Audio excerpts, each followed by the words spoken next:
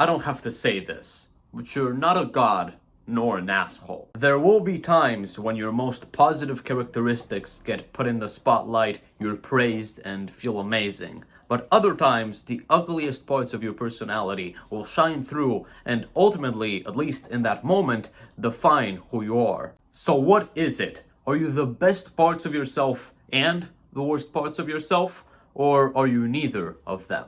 Do they just cancel each other out and leave you with an average composition? Or do they coexist in the larger entity that is you?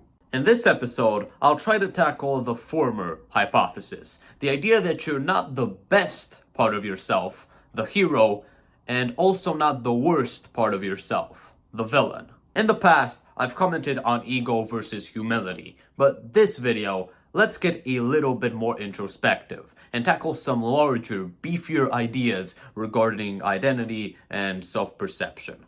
My father is always talking about this certain tattoo that people get, todo pasa, which translated from Spanish literally means everything passes. And because so often our entire perception of our identity, the entire idea of self-perception is dictated by the situations we are currently in, the people we are interacting with, politics, our current mood, being able to look at your arm and internalize the fact that everything will pass, everything is temporary, is an insane privilege. The only tattoo I would consider getting in my life. Whilst also keeping in mind that this tattoo, this message that you've basically printed on your arm, isn't only for the negative shifts in attitude. It's not only for the bad moments in your life. It's not only to remind yourself that you're not the villain. It's also for the positive moments in your life, for the happiest moments of your life. To remember that you're categorically not the hero. Now that I've armed you with this mentality, you don't need to fucking tattoo it on your arm, but you can tattoo it on your neocortex. Because if you don't have this idea ingrained in your brain, then it will convince you that everything you think of yourself, every single detail that you're completely convinced is pertinent when it comes to your personality and wider identity, is unfixable and permanent, which is definitionally not true. We could get really philosophical here and say, well, the present is the only thing that we are currently experiencing that we could ever experience. We can't experience the past or future. So in one way, in this philosophical way, the present is everything that we are. But I think that philosophy can sometimes be a limiting belief. You know there has been a past. You know you have done great things in your past. You have been the hero in your past, and you have done some awful things in the past. You have been the villain as well. And you also know that there will be a future. So don't contradict basic self-improvement with philosophical nonsense. Basically, don't contradict basic philosophical assumptions. This is a generally positive way of thinking about the past and future, because some really intelligent people have commented on how these are most likely biological weapons, in the sense that we are haunted by the past and stress and fear the future. But yeah, it's a subject for a completely different video, which will most likely come soon near you. But remember the four aforementioned reasons your identity, your perception, your self-perception might shift, and the idea of who you are might change from one day to the other. Your mood, the people you interact with, the situations you are currently in, and politics. And you might be saying, hey, Elias, politics seems a little bit out of place. Mood, the situations you are in, the people you interact with, yeah, of course that changes how you perceive yourself and how you are feeling. Of course, what your parents say to you, what your siblings say to you, what your best friend says to you, of course, whether you're whatever situation you're in, of course, that changes everything. What does politics change exactly? Well, the existence of X as a platform is just a solid enough argument to argue why it is enough to change your perception, your self-perception. These two, the big one, and because of all of these things, these three things are enough, let alone the thousands of other things that might change your life. Of course, these things change your perception of the world, obviously, but they also infiltrate into your self-perception, what you think about yourself. Because you do live in a country. There's pretty much no avoiding that.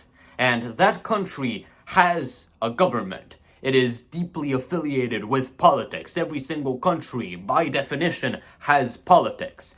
Politics affects citizens. You are, by definition, as someone who was born in that country, a citizen of that country. That means those politics affect you. And not only and because they affect your way of living most of the time with tariffs and things like that, that's like, I don't know why, and food stuff, how much food gets to your area, how much they tax you, stuff like that. They also influence what you think of yourself in one way or another. No examples come to mind, quite honestly. And even if you were to have the option to not live in a country with politics that change the way you perceive yourself, you would probably not want to do that. Why, you may ask? Well, because living in a place, a nation, I don't know, somewhere that doesn't have politics is called anarchy.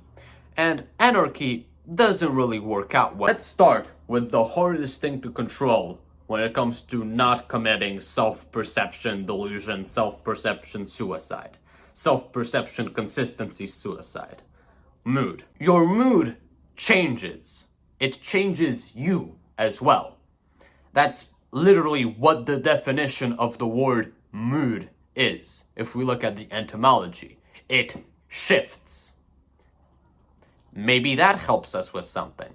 Of course, telling yourself the sadness you are feeling because your puppy got run over by a Cybertruck will pass is not really the most effective way of controlling your emotions. It's not really the only thing you learn in Emotional Control Class 101, if there exists stuff like this. So we need to look at this from the perception of someone who is deeply, deeply affiliated with emotional control, sophisticated emotional control, and through the lens of what emotions do to our self-perception, to our sense of identity.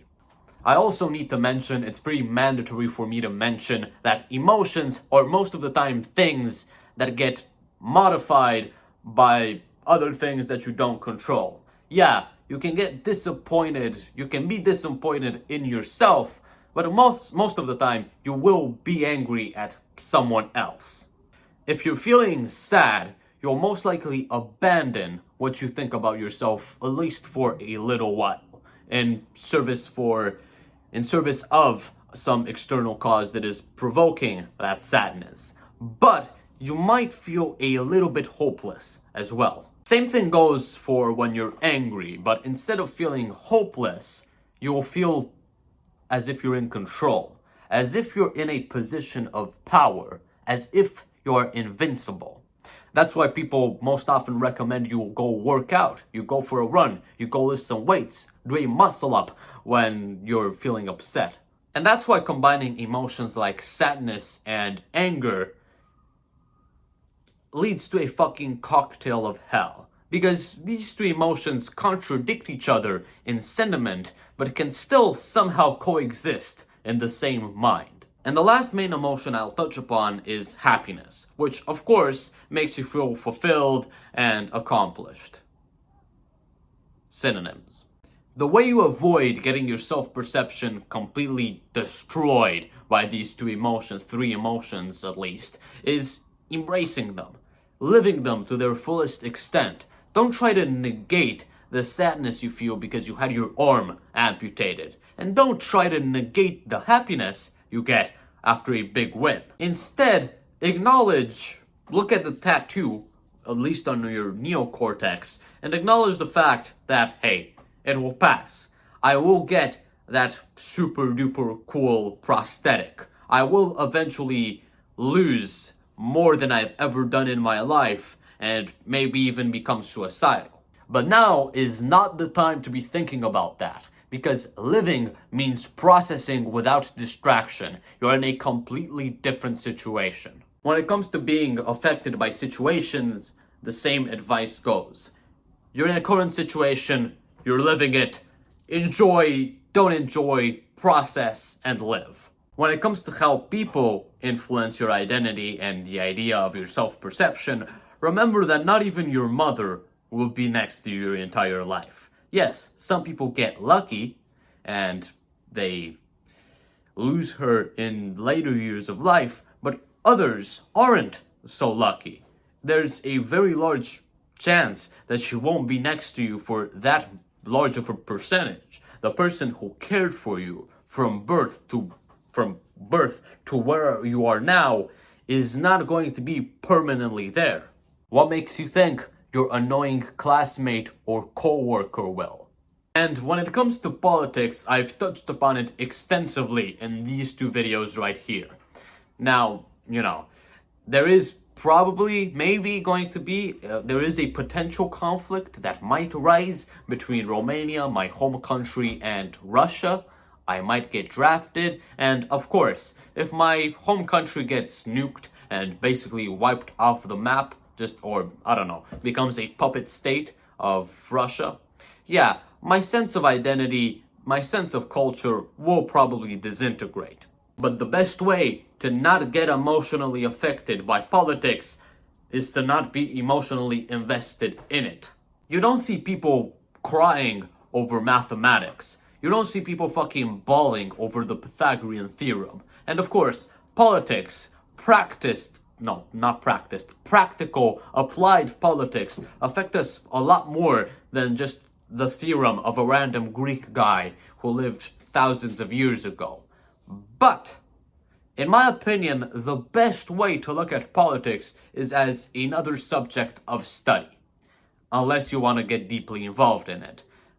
In that case, best of luck, and go fuck yourself. Go watch my videos for a lot more context. Hope you enjoyed. I've passed through states of feeling weak, powerful, like a god, like an asshole, like a bad son, like a good son, like a good student, like a bad student, like a hater of STEM, like a lover of STEM, a lot these past few months. So yeah,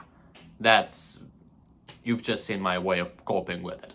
So yeah, hope you enjoyed this video, and I'll see you later, and stronger than ever.